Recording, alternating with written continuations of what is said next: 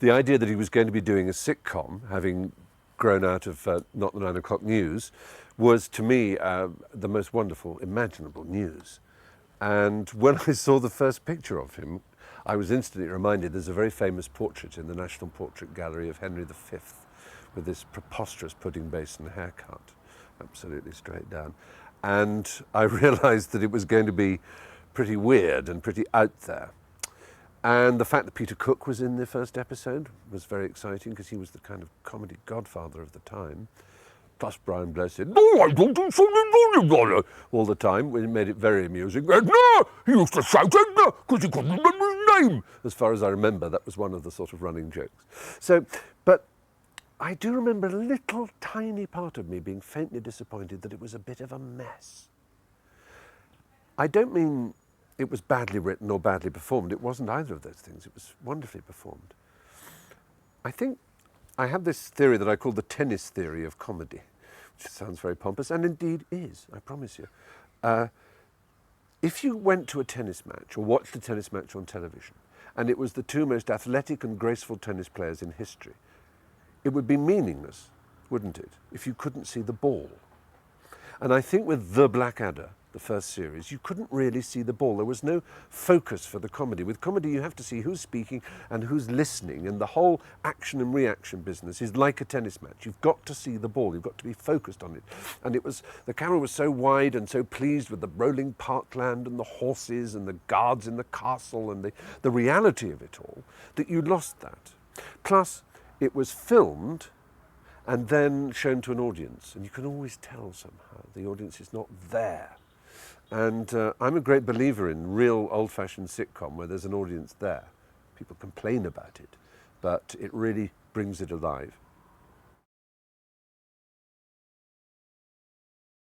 And I remember there was a big issue that John Howard Davis, who controlled comedy and entertainment at the BBC at the time, didn't think there should be another Blackadder series because the first one was so expensive and, relative to its expense, not that great a success.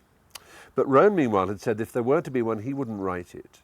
And Ben Elton and Richard Curtis had teamed up. Now, all the things that were wrong with Blackadder 1 in terms of you not being able to see the ball, not being able to focus on it, Ben was particularly convinced needed to be put right for Blackadder 2. And it sounds a weird way of doing it, but part of it was to shrink the whole thing, all the sets. The set which I used to be on most, next standing, at the right hand of Queenie, with Nursey the other side, was virtually the size of this chair. I mean, it was tiny, and we would be cramped there.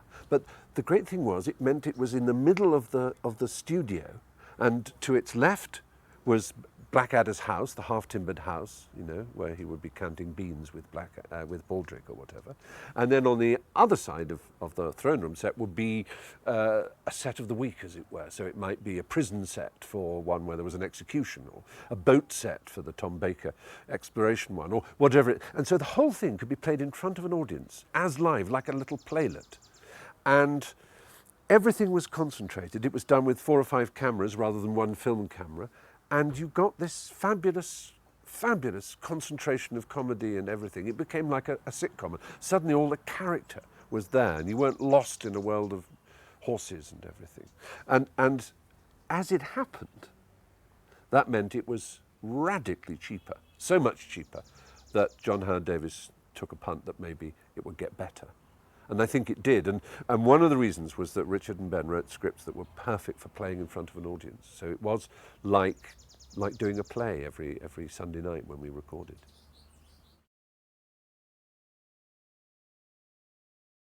I suppose you have to remember going back to the early 1980s, 1984. I suppose you have to remember that at the time there was much talk of comedy being a house divided. There was a schism, as they would say in the church, and it was between the old school of graduate comedians, who you can think of as John Cleese and the Monty Python, and what had then become Not the 9 O'Clock News. Rowan and Griff and Mel had all been to Oxford and Cambridge, I'm afraid. Them and the old traditionists of variety posed against this so-called alternative comedy, which was the phrase used at the time, which was represented by Alexi Sale and Rick Mail and Aid Edmondson and Dawn and Jenny and Ben Elton. And Ben and Rick and Lisa Mayer had written The Young Ones, which was the great successful sitcom of the time. And it was new and weird and wild and punk and anarchic and extraordinary. And so Ben was allied with those people. But Ben had also done, as a writer and performer, a Granada series, sketch comedy, with me and Hugh and Emma Thompson, who were resolutely and embarrassingly old-style Cambridge graduates. And we'd got on extremely well. You can't not get on with Ben, whatever his apparent reputation may be as a bit of a yappy Jack Russell. He's the most adorable and brilliant man you could possibly hope to spend time with. And so I was utterly thrilled when he and Richard got on well enough to decide to write together, because I knew that together they would make something that was absolutely of the time. They would combine the alternative spirit of Ben, if you have to put it that way, with the more Oxonian and considered and extraordinarily structured and intelligent and wise and occasionally silly humour of Richard Curtis, which has gone on, of course, to rule the world of cinema. One of the fascinating contrasts to me in the Blackadder series is the acting styles of Rick Mayall and of Rowan Atkinson. In some ways, two of the great figures of the early 80s, in the whole 80s, in fact, in comedy acting, and how different they are. It sort of made me think that there are two kinds of comedian. There's the one who uses his personality, like Rick Mayall. The Rick character, either in The Young Ones or as Flashheart, is like a giant version of Rick, a giant, eccentric, almost obscenely overflowering version of Rick himself. And you can see where it comes from, and you feel you know Rick almost because of the way he performs. With Rowan is a quiet, studious, wise, kind, decent man that you wouldn't ever suspect was from show business or was an actor. There's nothing flamboyant about him. He's not particularly interested in show business, nothing like as much as he is in cars and the land and other things. And it's as if his comedy comes out of him like a second or third, would have to be, limb, like some excrescence that is not of his personality, but is like an extra limb that he has that no one else has. And it's phenomenal to watch. I would never say one was greater than the other. I think Rowan's gift for the debonair, for suave language, was something new, which started in Blackadder 2 and got stronger in 3 and even stronger in the 4th series. That from having been a rather kind of character in Blackadder, the first one, he became much more, almost a sex symbol. He became very sort of, and he could flatter women, and he could use language in a dry and crisp manner, which is very different from the physical Rowan that people also know, the sort of Mr. Bean figure, which is like a whole other thing. So in that sense, you could argue Rowan was a more complete comic actor because he has both the verbal and the physical skills. But I wouldn't take anything away from him. I'd walk a mile on broken glass to see Rick at his best.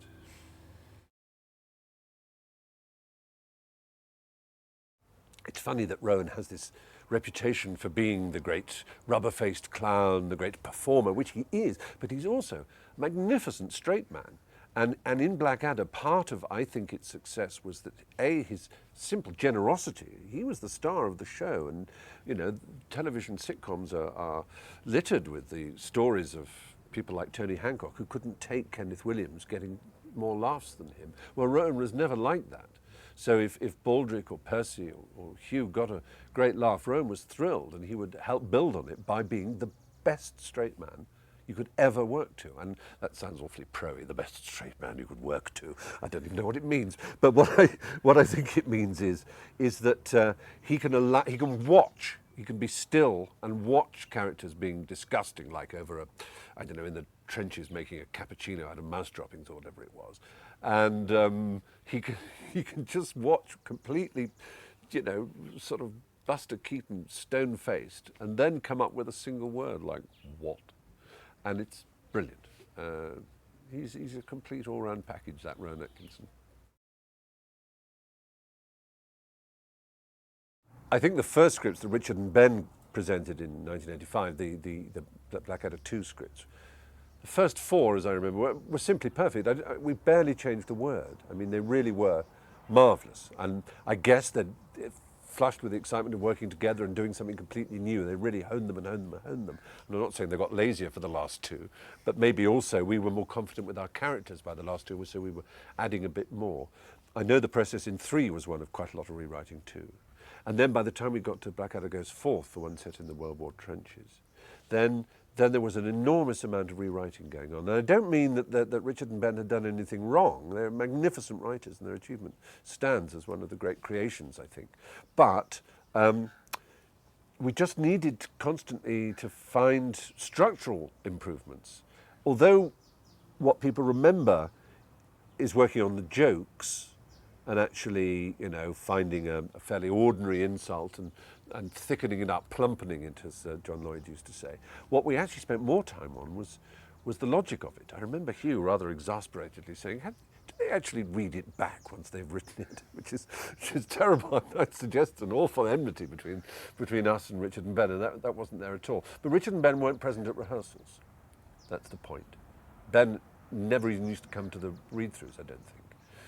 Richard probably came to the read-throughs on the Tuesday mornings, but that was it. And so it was all up to us. And I think that was deliberate. They left it up to us.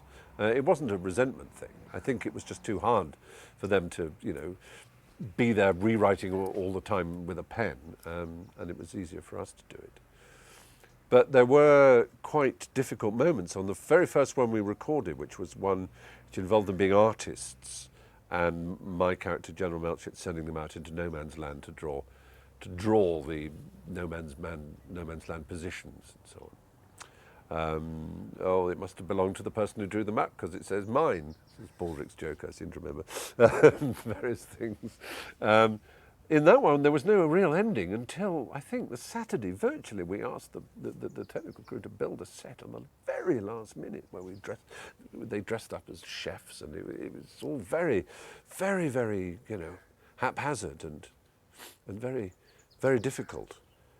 And that process, I think, was difficult for other actors. I think for Miranda or guest actors coming in, they would see us, particularly me and Hugh and John Lloyd, really just sort of beavering away, and Rowan popping his thing in, and the others just got on with crosswords and waited for us to come up with our ridiculous things.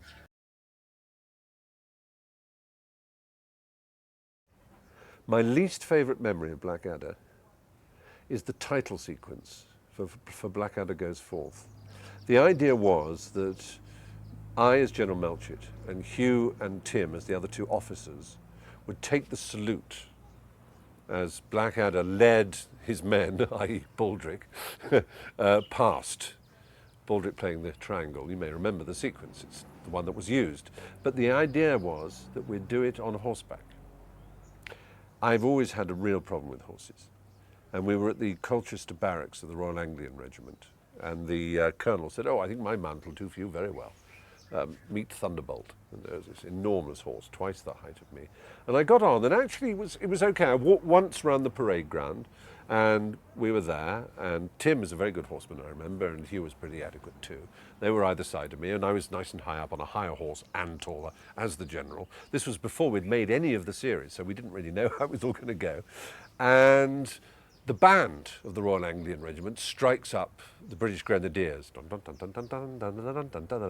which then goes into the Blackadder theme tune, which starts with a big drum, like that. And as soon as that happened, my horse went vertical.